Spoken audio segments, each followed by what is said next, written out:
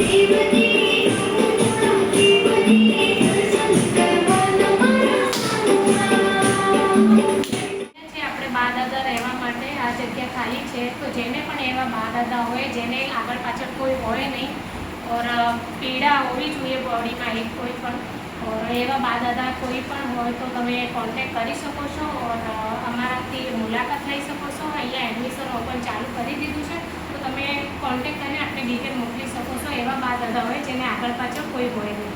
Thank you.